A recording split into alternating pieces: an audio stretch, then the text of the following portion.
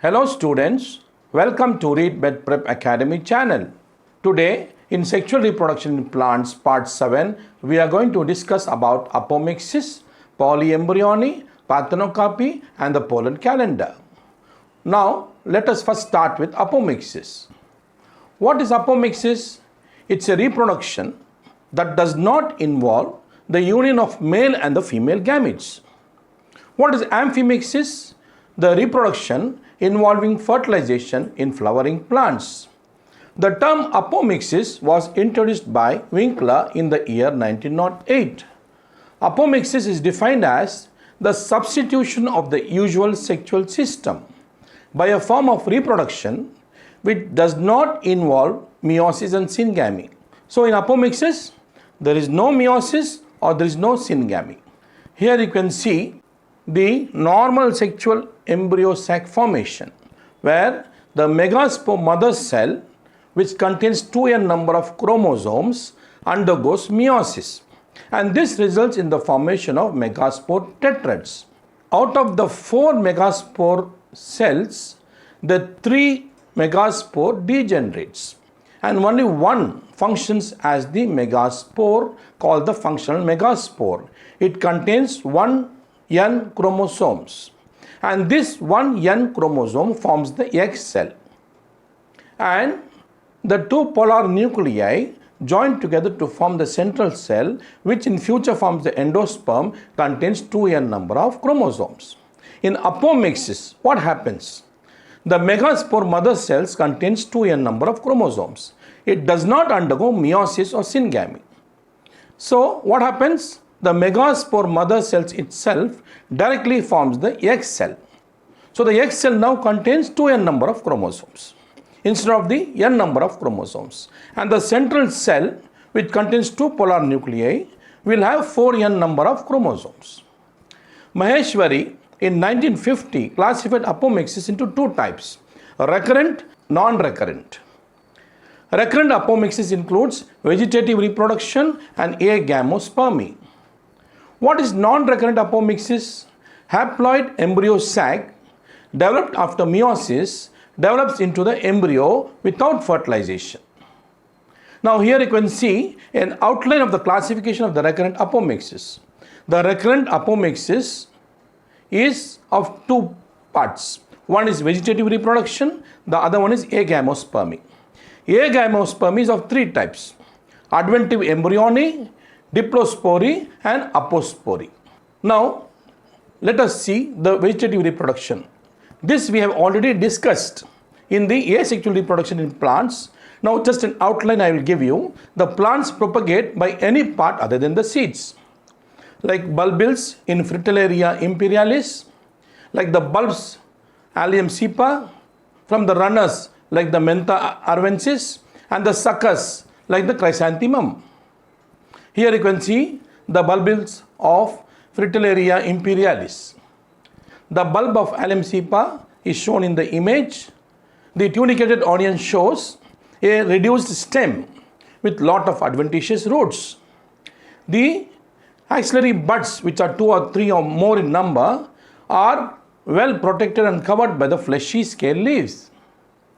Here you can see the runner from which new plants arise. The example is mentha or mint or pudina.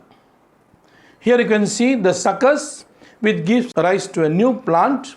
The new plant is present on the right side and the old plant is present on the left side. The example is chrysanthemum.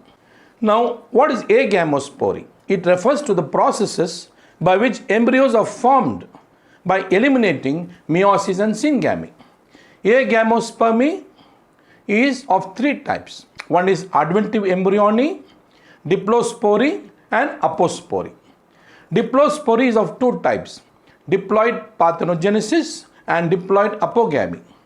Apospory is of 2 types: generative apospory and somatic apospory. Now what is adventive embryony? An embryo arises directly from the diploid sporophytic cells, either from the nucellus or from the integument that covers the ovule. It is also called sporophytic budding because gametophytic phase is completely absent. you can see the adventive embryos in Citrus and Mangifera. Here you can see the citrus ovule, the cut section showing the normal and the nucellular embryos. The nucellular embryos are the adventive embryos. You can see the integument, the normal embryo that is present in the center, surrounded by the endosperm, and the nucellus that contains the nucellular embryo, and this nucellular embryo is the adventive embryo. What is diplospory? Otherwise the generative apospory. A diploid embryo sac is formed from megaspore mother cell without a regular meiotic division. Example, Eupatropium and Aerva. What is apospory? The megaspore mother cell undergoes the normal meiosis and 4 megaspores are formed which gradually disappear. A nucellular cell becomes activated and develops into a diploid embryo sac.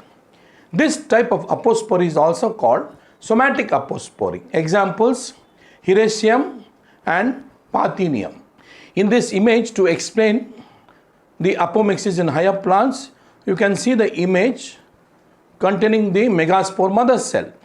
If the megaspore mother cell undergoes meiosis and forms the embryo sac, and this embryo sac contains the egg cell which contains n number of chromosomes, this is called apogamy. If the megaspore mother cell does not undergo meiosis and it directly forms the egg cell which contains 2n number of chromosomes in the embryo sac, then it is called diplospory. Now, the tissue that is present surrounding the megaspore mother cell can also develop into embryos.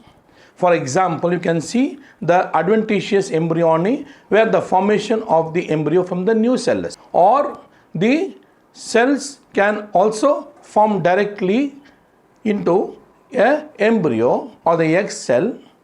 This is called apospory. Now, what is polyembryony? Occurrence of more than one embryo in a seed is called polyembryony. The first case of polyembryony was reported in certain oranges by Anton von Leeuwenhoek in the year 1719. You can see in the image on the right side the two embryos, one embryo near the micropylar end, the other embryo at the callosal end, forming the antipodal embryo. What are the types of polyembryony? It is of 4 types. One is cleavage polyembryony, or the embryo sac by the cells other than the egg, development of more than one embryo sac within the ovule, activation of some sporocytic cells of the ovule. Now, what is cleavage polyembryony? One example is orchids, where the embryos arise within an embryo sac, either by a cleavage of the egg or from the synergids or antipodals or endosperms.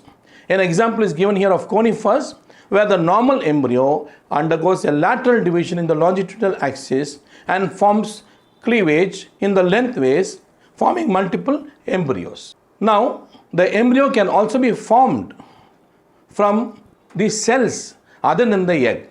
For example, from the synergid cells, example Aristolochia, from the antipodal cells like the ulmus, from the endosperm cells, example Balanophora.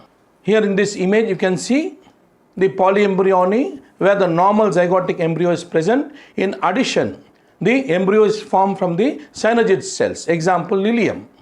Here you can see the embryo sac of Ulmus glabra showing a normal zygotic embryo near the micropylar end and embryo formed from the antipodal cells called the antipodal embryo.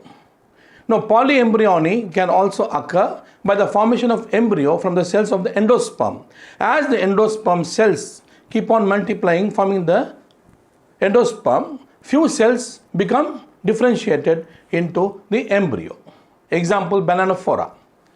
Development of more than one embryo sac can occur within the same ovule, may be derived from the same megaspore mother cell or derivatives of 2 or more megaspore mother cell. Example, Casuarina. Activation of some of the sporocytic cells of the ovule from the nucellus or from the integuments can also form a embryo sac. Example, Citrus syzygium. So, The development of more than one embryo sac can occur within the same ovule. Here you can see the multiple embryos formed by the division of the same embryo sac, forming the proembryos and the embryos. Here in this image you can see the ovule present in the nucellus, and few cells from the nucellus differentiate themselves to form the nucellar embryo called nucellar embryony. Now, what is the practical applications of polyembryony? The seedlings formed from the nucellar tissue in citrus are found better clones for orchards. Embryos derived through polyembryony are found virus-free. Now, let us discuss parthenocopy. The ovary normally becomes the fruit and the ovule becomes the seed.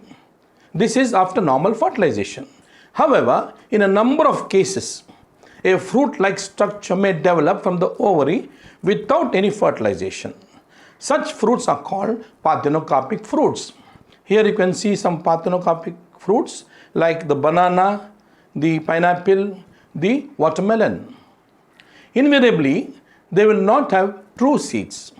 Many commercial fruits are made seedless. Example, banana, grapes, and even papaya.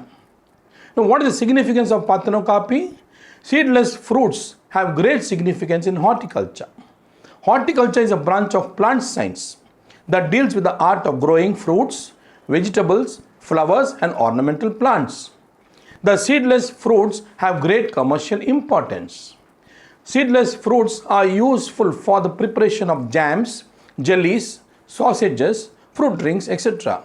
High proportion of the edible part of the fruit is available in the parthenocopic fruits due to the absence of seeds. Now, let us move on to the pollen calendar. Pollen calendar shows the production of pollen by plants during different seasons. This benefits the people who are suffering from allergy to pollen. Pollen grains cause allergic reactions like asthma, bronchitis, hay fever, allergic rhinitis, etc. Here you can see the pollen calendar where the allergens are present from the trees. The tree pollen produces pollen from the month of February to May. The grass pollen produces pollen from April to mostly August. Whereas the wheat pollen, you can see they release the pollen from April to September.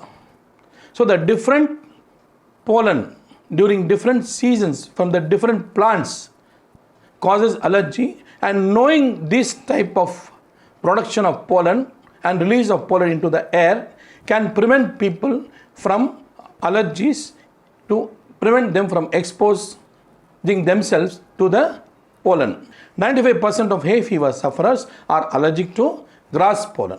So this helps in the prevention of allergy in people who are already suffering from allergy, and it prevents them to expose themselves during the particular season to that pollen. Parthenium hysterophorus is a plant belonging to the family Asteraceae.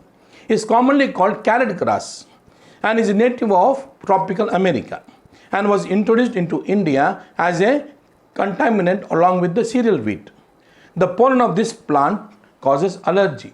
So today in sexual reproduction in plants, part 7, we discussed about apomixis, polyembryony, parthenocopy, and something about the pollen calendar. Thank you. Kindly subscribe, like, share and comment the channel ReadMed Prep Academy. Log on to www.readmedprepacademy.com. Our Facebook ID is ReadMed Prep Academy. Our email is readmedprepacademy@gmail.com. Kindly post your questions in the comment box. We will reply with appropriate answers. Thank you very much.